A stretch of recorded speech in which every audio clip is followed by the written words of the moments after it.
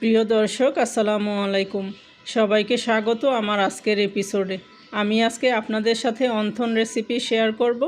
রেস্টুরেন্টের চাইতে বেশি স্বাদের অন্থন কিভাবে বাসায় আপনারা তৈরি করতে পারবেন সেই রেসিপিটাই আজকে আপনাদের সাথে শেয়ার করব। আশা করি রেসিপিটি আপনাদের কাছে ভালো লাগবে।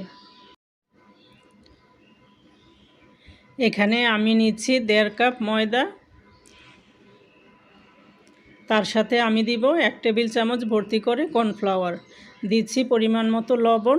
এখন সব কিছুকে হাত দিয়ে একটু ভালো করে মিশিয়ে নিচ্ছি। এখন এখানে আমি দিচ্ছি 1 টেবিল চামচের মতো সয়াবিন তেল, দিয়ে সব কিছুকে একসাথে আবারও ভালো করে মিশিয়ে নিচ্ছি। এখন পরিমাণ মতো নর্মাল পানি দিয়ে আমি একটা ডো তৈরি করে নিব। পুরোটা পানি একসাথে দিব না, অল্প অল্প করে পানি দিয়ে আমি একটা ডো তৈরি করে নিয়েছি। এই যে দেখতে পাচ্ছেন, আমি এখন ডেকে রেখে দিব 10 মিনিটের জন্য। ডোটা আমার আরেকটু সফট হয়ে গিয়েছে। এখন এখান থেকে পরিমাণ মতো ডো নিয়ে আমি বড় সাইজের একটা রুটি বেলে নিব। এখানে আমি শুকনো ময়দা দিয়ে দিচ্ছি, দিয়ে এখন আমি যতটা সম্ভব বড় করে একটা রুটি বেলে নিব।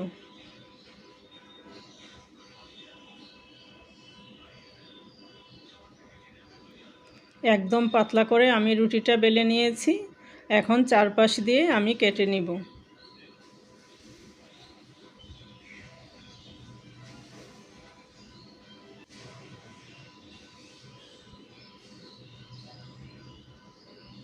এখন আমি এটাকে 4 ভাগে ভাগ করে নিব।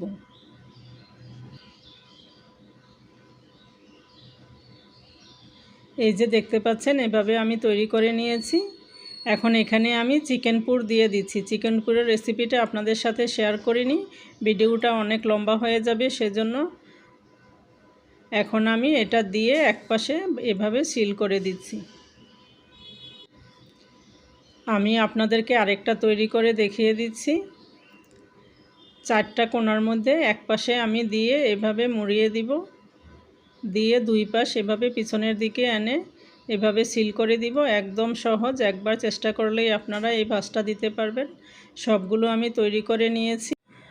আপনারা যদি এগুলি সংরক্ষণ করে খেতে চান তাহলে একটা এয়ারটাইট বক্সে ভরে বেকিং পেপার দিয়ে এর উপরে অন্থনগুলো রেখে আবার বেকিং পেপার দিয়ে এভাবে আপনারা 1 মাস পর্যন্ত ফ্রিজে সংরক্ষণ করে রাখতে পারবেন।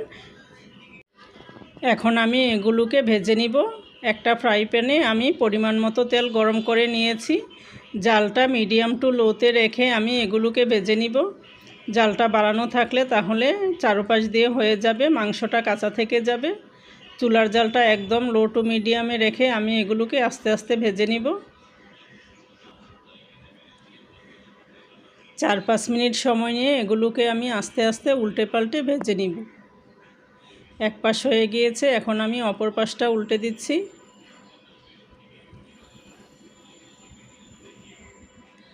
অন্থনগুলো আমার হয়ে এসেছে, এখন আমি এগুলোকে উঠিয়ে নিব। এভাবে আমি সবগুলোকে ভেজে নিব।